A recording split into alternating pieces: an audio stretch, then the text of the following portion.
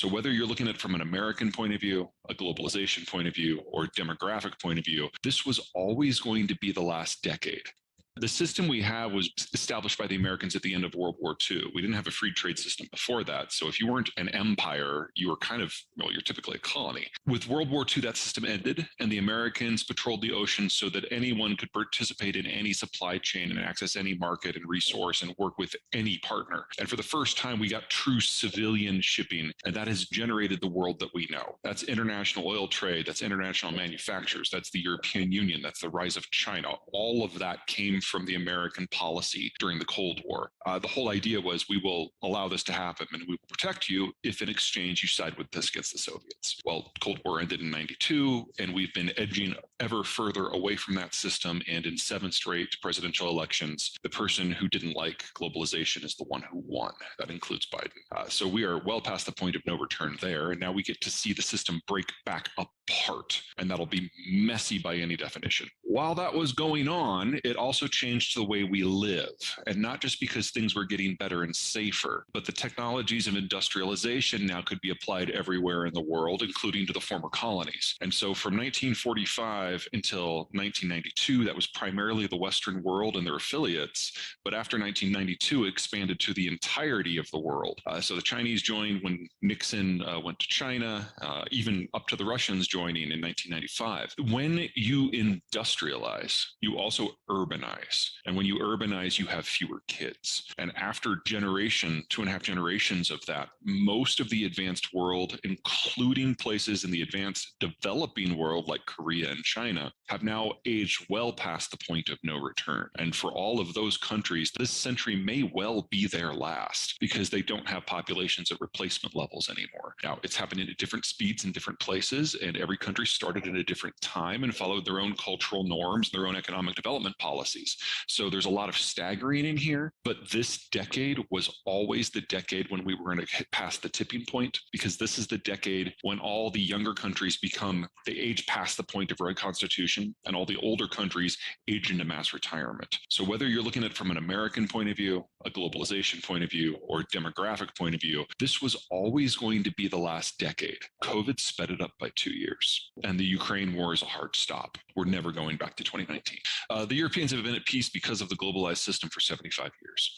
And because the peace was imposed from the outside, and because the country that imposed that peace, the United States, smashed the Germans as part of the process, we have taken the center weight out of the European system and replaced it with a degree of placidity and wealth that they could have never generated on their own. I am hopeful that the Ukraine war is going to be a new page for the Europeans where they both acknowledge their history and build something better. And, maybe we have seen some things pushing in that direction in the last few weeks.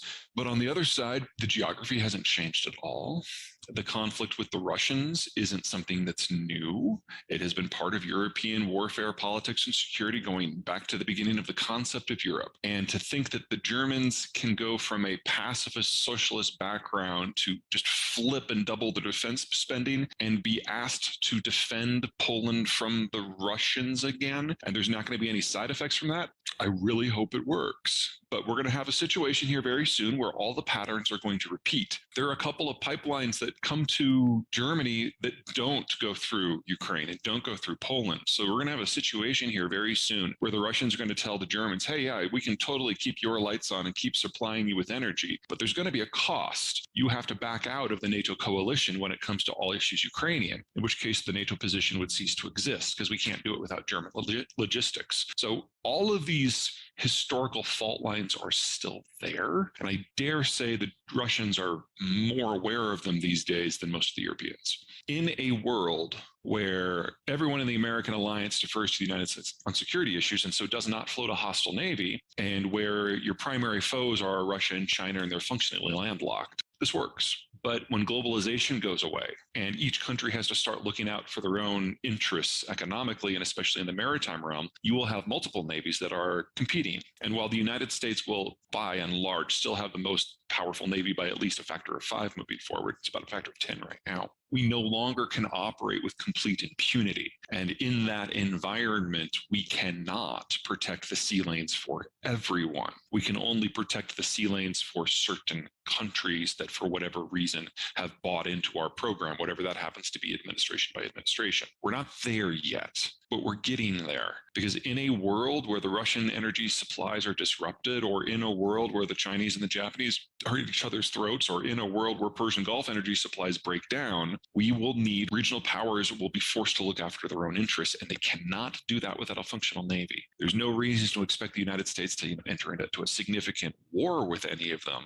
In fact, a lot of them that will be arising are likely to be friendly rather than not. But the days when the United States can just by fiat dictate a security environment on the waves, those are gone. And we're in the transition now to whatever's next. I think we're going to see more of that rather than less. While Ukraine suggests that maybe the United States is to a degree getting interested in the world again, we'll see how long it lasts. But for all the other conflicts that are going on in the world right now, I think they've just completely fallen off the radar. I mean, when was the last time you heard about Congo or Sudan or Yemen or even Iraq?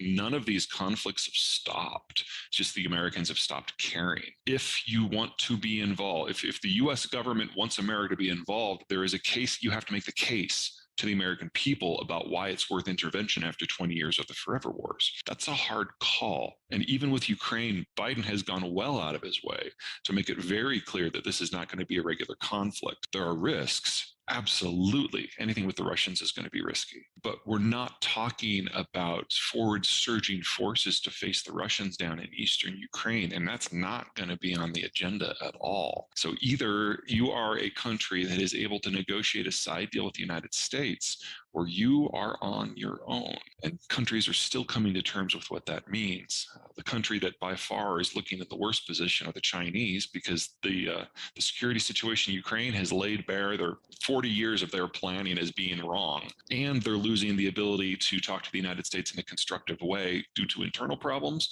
and that the Americans are walking away too. And there's no country in the world that is more dependent upon the old system than the Chinese. So there is this belief in China that the Russians will take Ukraine first. It'll kind of prove the theory that we have that we can take Taiwan easily. Clearly, that's not the case, because while the Russians are clearly not performing to snuff, the Ukrainian army is not a regular army. They're doing great, don't get me wrong. But the power mismatch in that is not nearly as big as the power mismatch between China and Taiwan, because the Taiwanese have been preparing for this war now for 70 years, and they have a lot of modern equipment. And oh yeah, they're still an island. So scratch one, they know the strategic relationship will not go the way they were hoping. They're terrified of the boycotts and the sanctions, because the idea that shareholders would back away is something that they can't deal with economically. They need those connections in order to employ their own population. And the sanctions, say what you will about the Russian economy. It's a major exporter of both foodstuffs and energy. And the Chinese are major importers of both. So if we put a Russia-style sanction on the Chinese system, that's it. It's over. It collapses in less than a year.